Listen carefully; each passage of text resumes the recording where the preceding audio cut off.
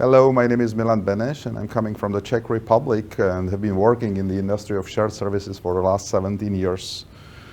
I really enjoyed the session yesterday and today, especially when it came to brainstorming of new ideas and inspirational speeches and presentations of many colleagues.